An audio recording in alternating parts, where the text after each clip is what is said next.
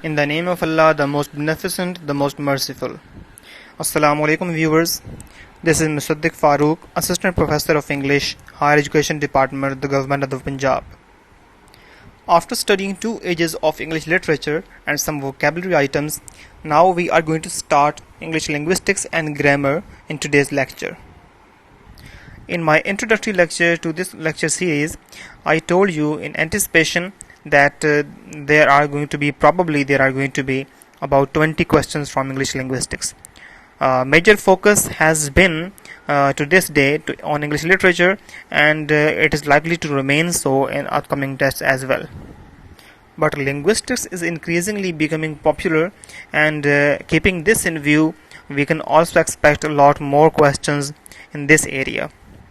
And as far as English grammar is concerned, any student of English, whether he is a student of English literature or linguistics or whatever, he is expected to be competent in grammar. You might have noticed that a person with a master's degree in English language or literature expects a lot more questions, and he has to face a lot more questions in grammar from a common man. So, as far as English grammar and its knowledge is concerned, as I have systematically started English literature with respect to ages, I have also decided to go ahead step by step in English linguistics as well as in English grammar. So, as far as English linguistics is concerned, in today's lecture, we shall just make an introduction and discuss some properties of language, and also there are some concepts regarding phonetics. And in grammar, we shall take start from nouns and their extensions like noun phrase, noun clause. So without any delay, let's move to our questions. But before that, just a little reminder that if you have not subscribed my channel, you are advised and requested to subscribe it, and also hit the bell icon just present beside the subscribe button.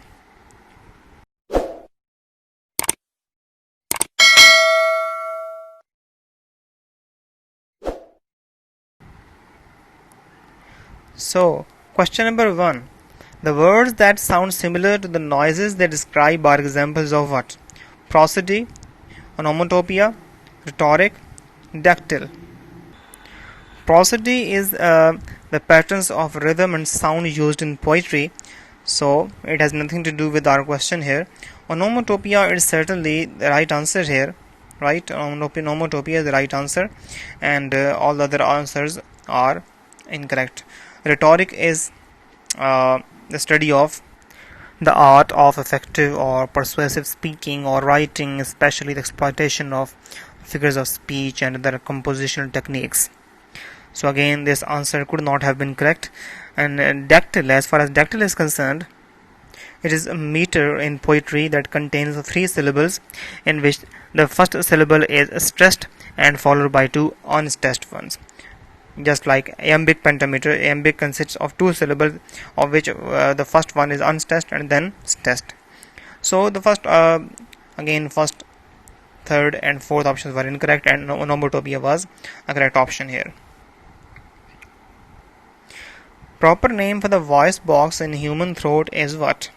Larynx, esophagus, pharynx, or TSH. The correct option here is larynx, right? Esophagus, it has something to do with the digestive system, but it has nothing to do with sound production, so again it is not correct. And pharynx, it is also not correct because it is actually the membrane lined cavity behind the nose and mouth, connecting them to the esophagus. And as far as TSH is concerned, it is not correct because it says thyroid stimulating hormones issue. So you can see it has nothing to do with our question. Next question is, which of the following is a special property of human language that allows it to be used to think and talk about the language itself? So we human beings possess a unique ability to learn and use language like no other creature can do. We can talk about the language itself. We can talk and write about the philosophy of language, what language is, the nature of language, its properties, how is it learned. All these things we can talk about language itself. Rather, okay, no other animal can do so. So this is a unique human property, human language property. What is that property called? Productivity? No. Reflexivity? Yes. This is the correct option. Displacement? No. Arbitrariness? No. Let's shed some light on the other three options that are incorrect. The first option was productivity. Productivity is just like openness. Human language is open. We can add many words with the passage of time. We can remove them. We can change them with the passage of time. So this is productivity. Displacement means that we can use our language to talk about the times and places that are not present here. We can talk about past, we can talk about future, we can talk about hypothetical places, right? This cannot be done by any other animals, although they can communicate, but they cannot have this property of their language. Arbitrariness means that there is no logical connection between the symbol that we use for certain thing, for certain object, like when we say chair, there is no logical reason why that furniture item should be called so, right? It can be called kursi in Urdu, right, or any other thing in any other language, but again there will be no sound logical reason. So this is called arbitrariness, that there is no logical connection between the sound symbol or the writing symbol or the object itself. Okay, next question is, in how many categories do sounds fall regarding their voicing? Right, there are some sounds which are voiced and there are others that are non-voiced. Options are 3, 4, 2 or 5. The correct option here is 2. I have already said it was a self-evident question. There are some sounds which are voiced and there are others that are unvoiced. Voiced sound or unvoiced sounds. So there are only two categories here.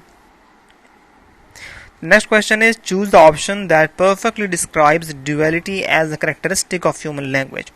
Right, we have studied in previous slides that there are productivity, reflexivity, displacement, arbitrariness. Now we are going to be asked about duality. What is it? It allows the language to have two simultaneous levels of sound production and meanings. It allows the language to be interpreted either according to the speaker's standpoint or the hearer's stance. It warrants dual analysis, phonetic and syntactic, or none of these. The correct option is alpha option, right? That it allows the language to have two simultaneous levels of sound production and meanings. For example, there is the word hat. It contains three distinct sounds, right? Ha sounds, ah sound, and then ta sound. These sounds in isolation do not mean anything, but when they are combined, they definitely refer to something, some real object in real life. So some distinct sounds that do not mean anything in isolation can combine and mean something significant and meaningful. This is duality. Next, which of the following is not a branch of phonetics? Phonetics has 3 branches and there are 4 options here. It means that one of these options is certainly incorrect. Right. The first option is articulatory phonetics. It is certainly the branch of phonetics, so this option cannot be chosen. Acoustic phonetics, again, it is a branch, cannot be chosen. Auditory phonetics, again, it is a branch, so it cannot be chosen. So the only option that remains here must be correct, and it is correct: oral phonetics. Oral is also related to hearing, so auditory and oral to some extent mean the same thing, so they cannot be different. Although they mean the same thing, but we can't say that auditory phonetics can also be referred to as oral phonetics. Auditory phonetics is auditory phonetics and it cannot be called oral. Next question says, there are how many categories of sounds as far as their places of articulation are concerned? There are 7 of them, right? 7 is the right option. And just to elaborate what they are bilabial, labiodental, dental, alveolar, palatal, velar, glottal. Right? I repeat them: bilabial, labiodental, dental, alveolar, palatal, velar, and glottal. Okay, move ahead. The next question says, when we study that some sounds are fricatives, we are studying their manner of articulation, place of articulation, manner of perception, or physical properties. As far as physical properties is concerned, it is a very technical topic and it is hardly studied by linguists. It is rarely studied, we can say. And as far as manner of perception is concerned, again this is a very vague option. Again, this is just a filler, it does not mean anything. So there are two significant options that are confusing for any candidate: manner of articulation or place of articulation. Articulation, you can say production, right? Now, places of articulation, we have already studied that there are 7, and in those 7 terms there was no term that was called fricatives. I told you that was bilabial, labiodental, dental, and so on. I did not mention fricatives, so it means that it has nothing to do with the place of articulation. So one option that we are left with is manner of articulation, and this option certainly is correct here. Okay, the next thing, P sound, P, just like in Pakistan, parrot, is an example of what? It is voiceless, bilabial, plosive, affricative. Right? Affricative. This affricative word is connected with the B option, beta option. Voiceless, bilabial, plosive. Voiceless, dental, affricative. Both A and B, voiced, bilabial, fricatives. Before moving to the solution of this question, I advise you not to get confused from these terms. I told you that there was an extremely good book on linguistics. Its title was The Study of Language, and it was written by George Yule. It is running its 4th edition, I think, nowadays. So you can even download from internet, and if you need it, you can contact me. And I have told you repeatedly that you can contact me on Facebook or on even in the comment section below this lecture. You can have this book from me also. So that book is very interesting, and it guides you through these things: voicing, manner of articulation, places of articulation. So these options actually contain voicing or unvoicing, bilabial, dental. These are places of articulation, and plosives, affricative. These are manners of articulation. So voiceless, bilabial, voiceless. Is it voiceless or voiced? I think I need to give you some explanation regarding voicing and non-voicing. There are two methods of determining whether certain sound that is under discussion is voiced or unvoiced. The first is to touch your throat.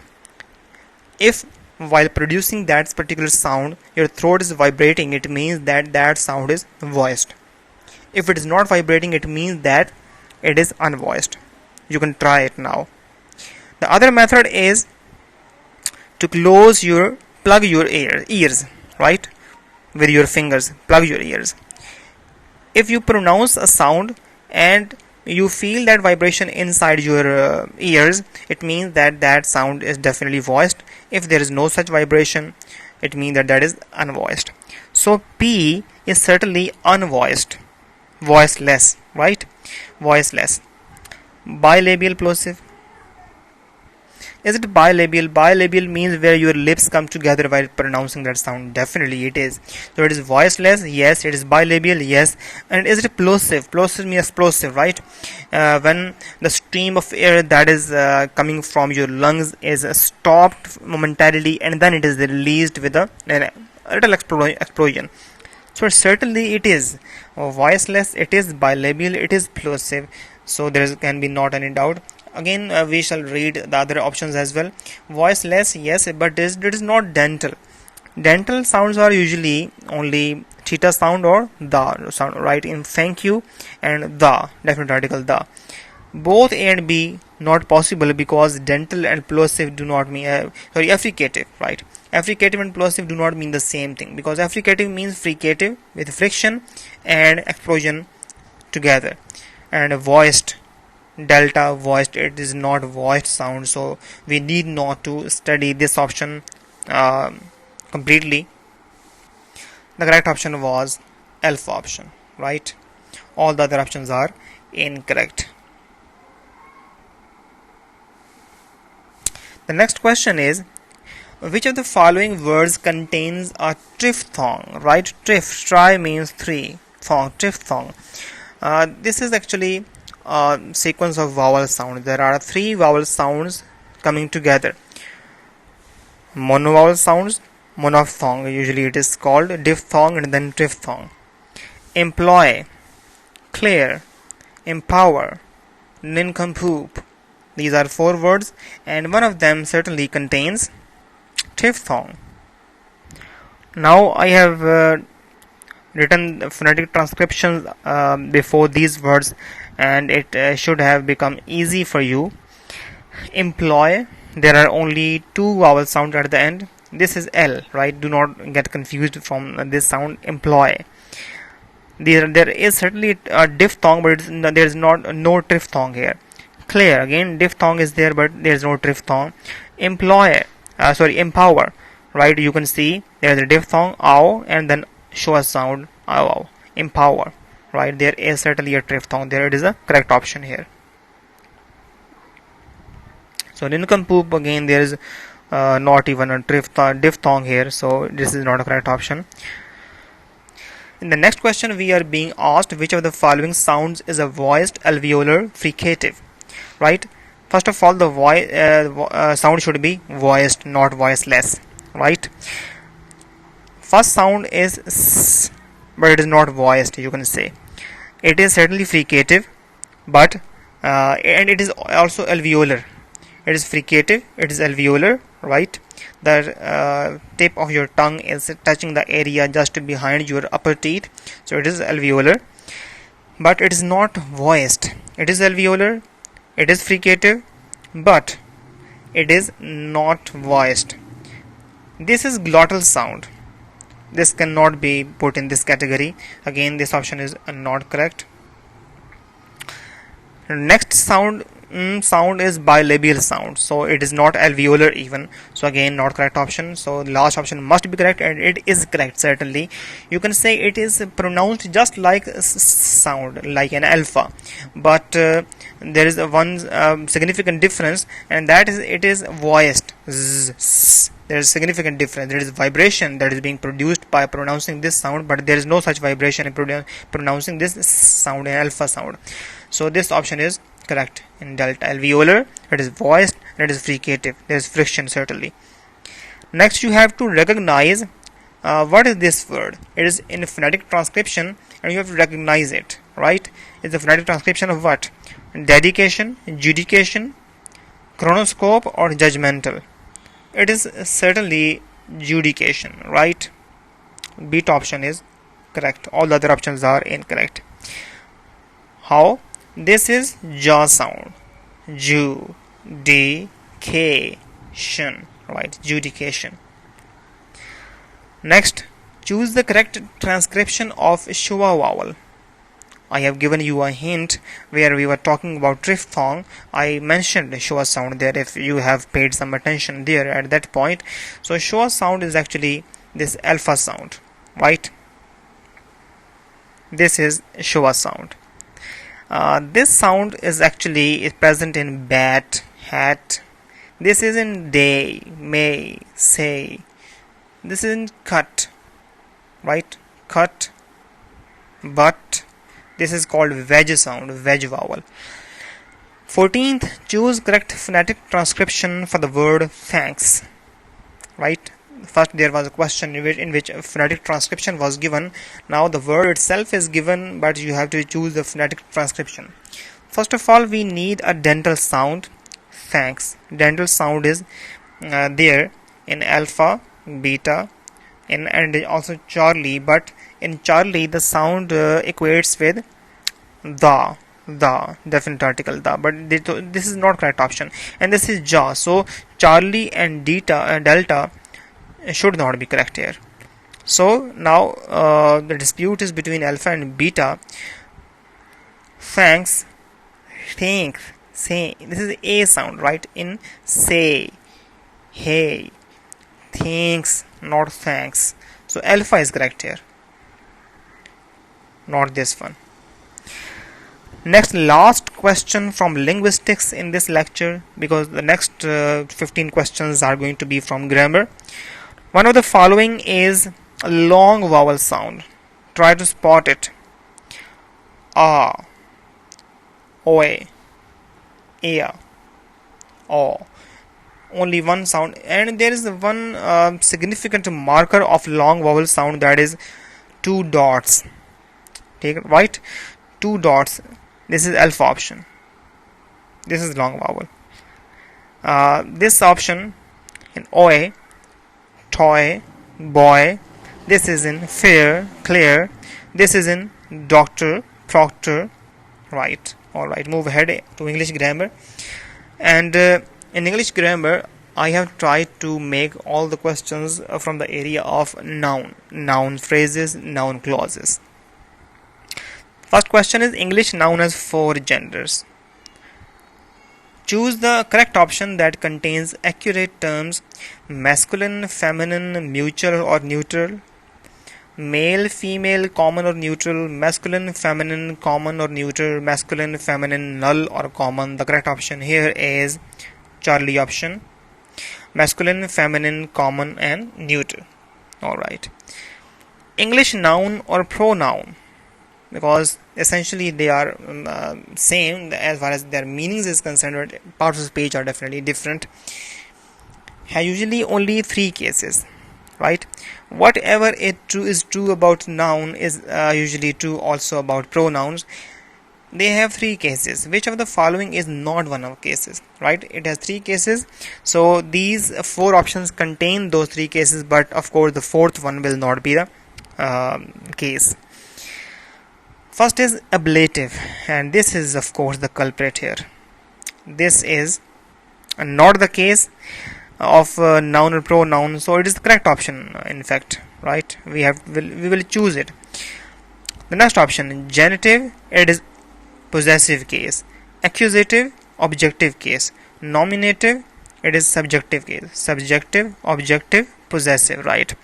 We call them subjective, objective and possessive just to remember them easily. Otherwise they have these technical terms: accusative, nominative and genitive.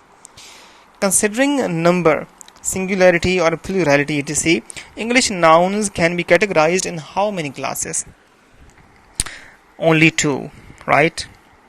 Singular, plural. This question was not as easy as you might have considered, because there are languages like Arabic language that contain 3 numbers: singular, then dual, then plural, right? Plural in Arabic means more than 2, but plural in English and even Urdu, Hindi means more than 1. Alright, move ahead. Next question, which of the following clause elements cannot be a noun or noun phrase or noun clause? Subject complement, direct object, adverbial, prepositional object, or none of these? The correct option here is none of these. If some of you are confused how adverbial this clause element can be performed by noun or noun phrase or noun clause, consider a sentence: I am going home, right? I am going home. I am going where? The answer of where is home, and it is a noun. So noun can be an adverbial. Do not think that noun phrase or noun clause cannot be an adverbial. So noun is definitely a very strong category, and it can perform many functions except definitely verb. Pick out the uncountable or non-count noun from the following options. Now, uncountable nouns are the nouns that cannot be counted, right? Cannot be counted. There is a difference between uncountable and countless. Alright. Cannot be counted means they cannot be regarded as 1, 2, 3, 4, 5 in these terms. It is not necessary that we should be able to count them to the last single item, right? It is just the problem is that they should be seen, they should have been seen like 1, 2, 3, 4, 5. in terms of number. If they cannot be seen in terms of number, it means they are uncountable. Star, it is a countable word, so we have to choose non-count noun. Chair can be counted, right? Star, 1 star, 2 stars, 3 stars possible. 1 chair, 2 chairs, 3 chairs possible. 1 hair, 2 hairs, 3 hairs. Now usually hair is an uncountable noun, usually, right? So this is the correct option here. It is non-count noun.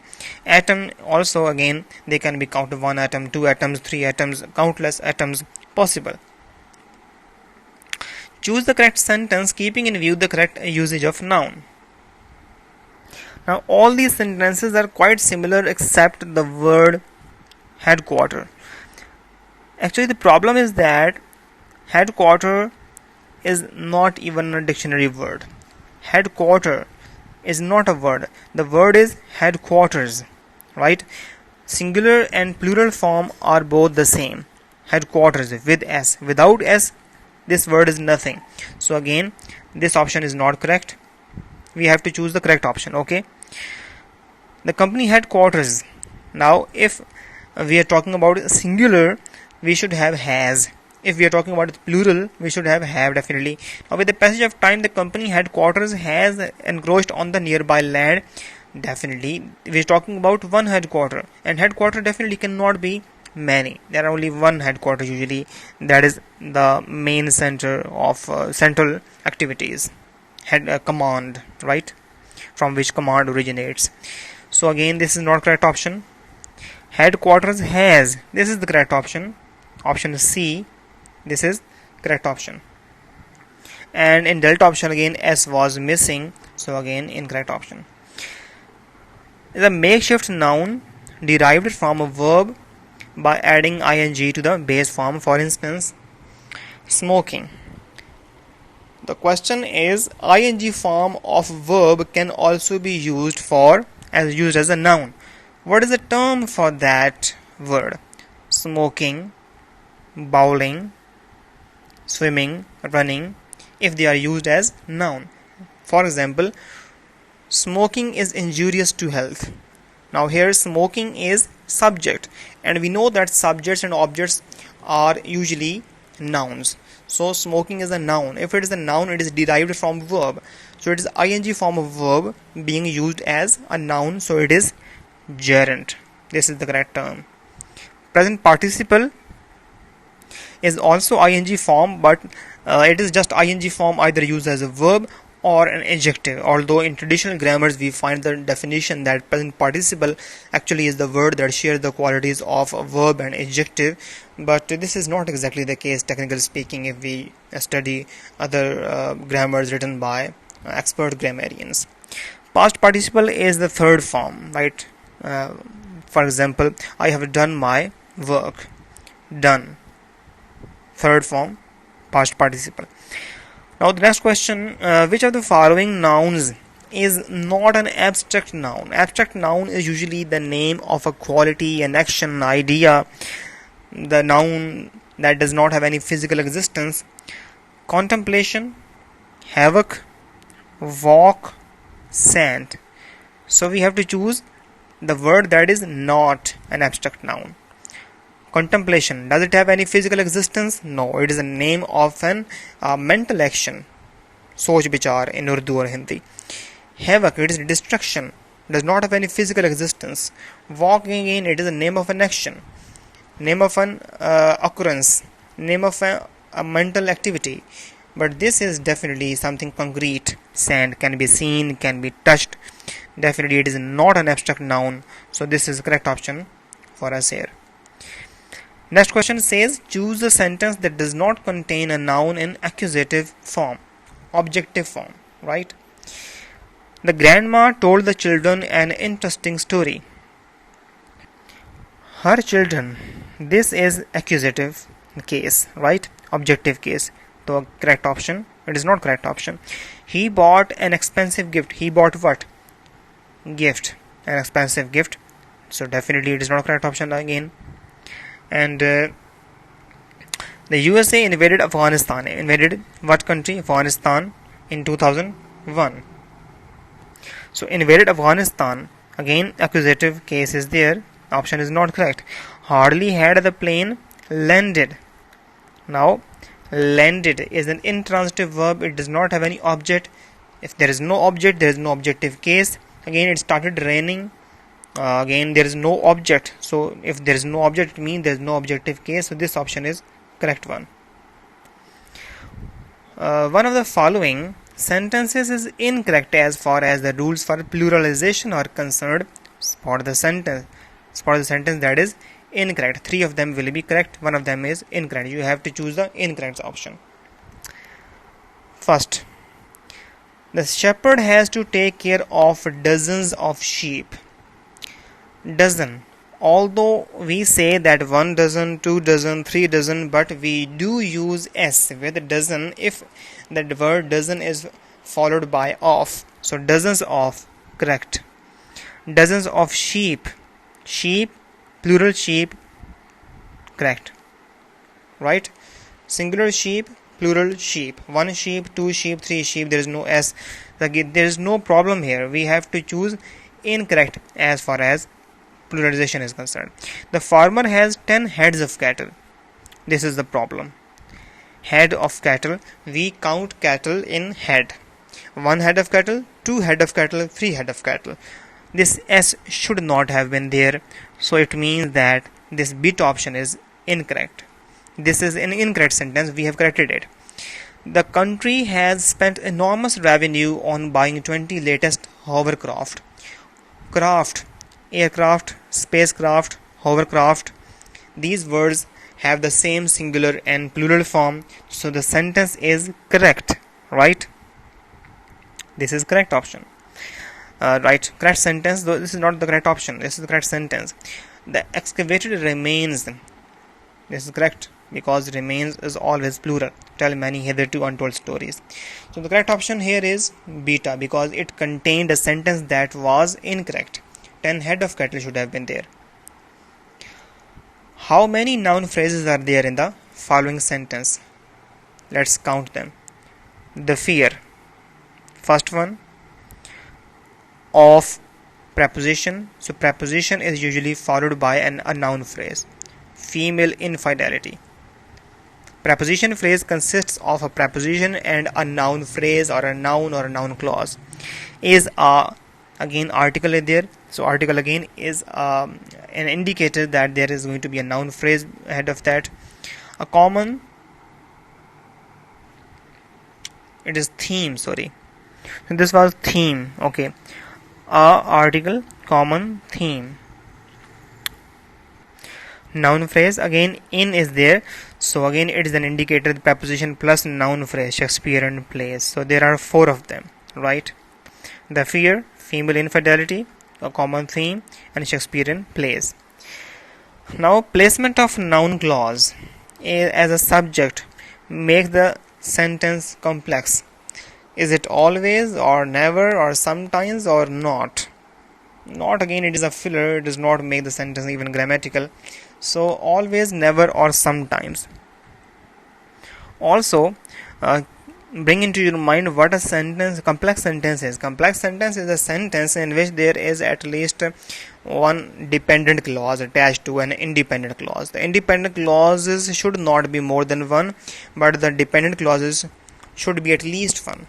There can be more than 1 dependent clauses in that sentence, but there should be at least 1 dependent clause with an independent clause. That should not be more than 1. Alright, so it is always so that such an insertion makes the sentence complex. Alright, a noun clause is an example of or an clause. Independent clause, dependent clause, subordinate clause, none of these, or both B and D, right? D, B. Subordinate, dependent. Both mean the same thing, right? It means that this option is correct. Subordinate is also correct, dependent is also correct, but you know that you cannot fill more than 1 circle in your answer sheet of the paper. The next question is, what is the most distinguishing property of a proper noun in a sentence? It is a very easy question, and the options are: it is always preceded by a definite article. No, not correct. It is always used without an article. Again, not correct. Because mostly, yes, it is. It is always used without an article. This is not correct. Usually, yes, because if we say, right, the Pakistan, no, not correct. It will not. It will have no article, right? But there are some exceptions, right? The names of rivers, oceans, seas, deserts, mountain ranges, newspapers. These proper nouns do take article. So keep in mind that this is not always.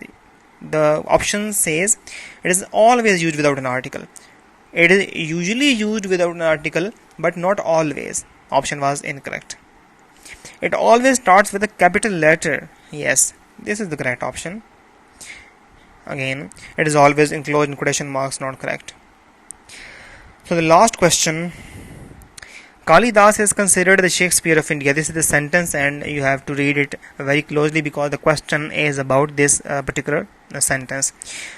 Now this sentence is correct despite an apparent violation of a general rule that a proper noun does not usually take an article. What is the best explanation of this exception? Right, where is the violation? The Shakespeare, right? Why is it so? But the sentence is correct, keep in mind. The sentence is correct, but you have to choose explanation of this exception.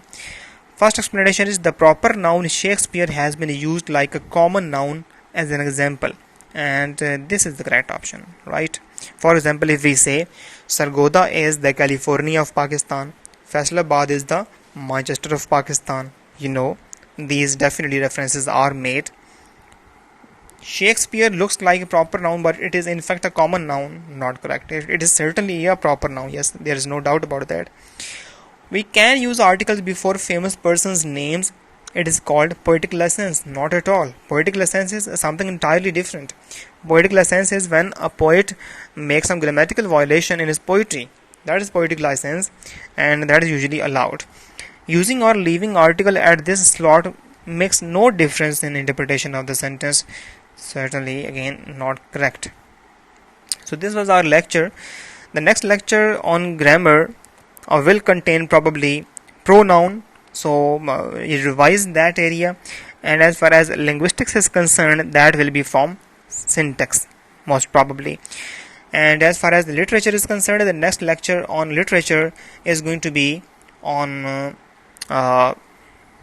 Tudor period, starting from 1485 Henry VII, and from there to right almost 1550 in the middle of the 16th century. So if you have any question, again, the way to contact me is either through Facebook ID or this YouTube lecture in the comment section. So till the next lecture, goodbye, take care.